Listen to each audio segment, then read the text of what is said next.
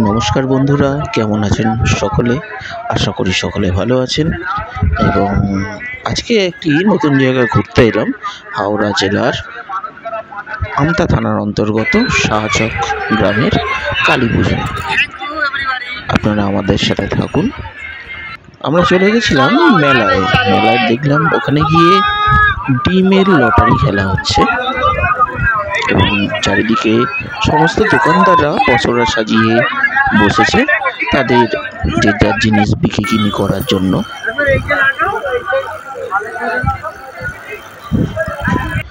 আমরা মন্দিরে চলে এলাম মায়ের মুখ দর্শন করার জন্য।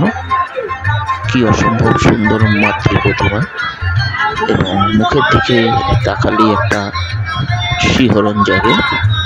তার সাথে মায়ের দুই সহচরী রয়েছে, ডাকিনী এবং অপর প্রান্তে যোগিনী। আমরা জানি এনারা দুজন মায়ের সহচরী এবং তন্ত্র মতে এখানে এই পুজোটি হয়, যদিও রক্ষাকালী পুজো। এরপর আমরা চলে যাব আস্তে আস্তে ধর্মরাজের মন্দিরে। এখানে বাবা পঞ্চানন্দের মন্দির। এখানেও পরের দিন পুজো হবে এবং বলি হবে ইত্যাদি হবে। তন্ত্রমতে পুজো হয় এখানে।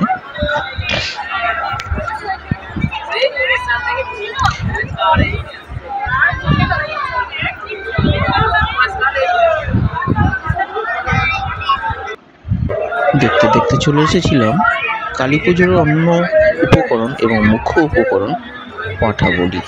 দেখুন এখানে মায়ের কাছে যারা যা মানত করেন, তাদের মানত হয়ে গেলে, পূরণ হলে তারা এই পাঁঠা মায়ের নামে উৎসর্গ করে এবং বলিদানের মাধ্যমে তাদের প্রতিজ্ঞা রাখেন। এবছরেও বলি পড়েছিল। দেখতে দেখতে শুরু হয়ে গেল বলিদান প্রথার প্রথম পর্ব, পশু স্নান। এখন হবে যে পাঁঠাটি মায়ের উৎসর্গে করা হবে, মাকে উৎসর্গ করা হবে, তাদের স্নানের পর্ব। কপালে তিল সিঁদুর মাখিয়ে। প্রসঙ্গত বলে রাখি, এই পুকুরটি বাবা পঞ্চানন্দের পুকুর এবং কথিত আছে বা লোকের মুখে শোনা যায় যে এই বাবা পঞ্চানন্দের পুকুরে ডুব দিয়ে স্নান করলে ভোরবেলা মনস্কামনা নিয়ে তা পূরণ হয়।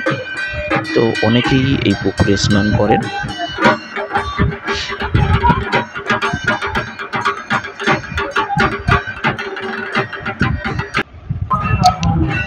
দেখুন চারিদিকে অধীর আগ্রহে বসে আছে সমস্ত ভক্তবৃন্দরা।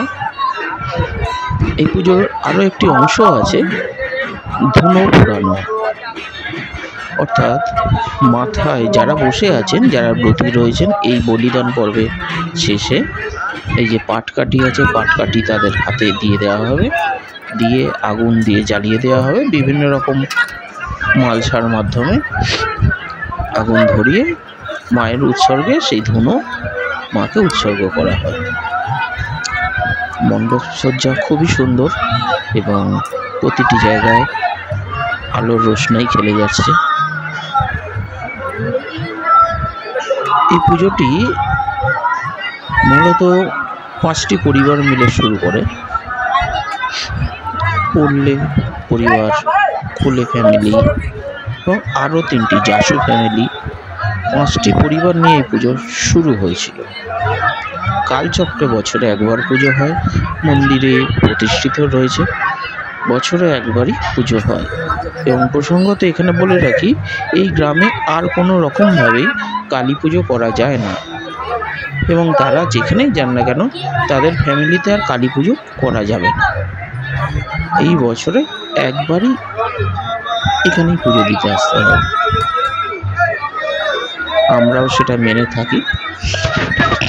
কেমন লাগলো জানাবেন, কমেন্ট করবেন।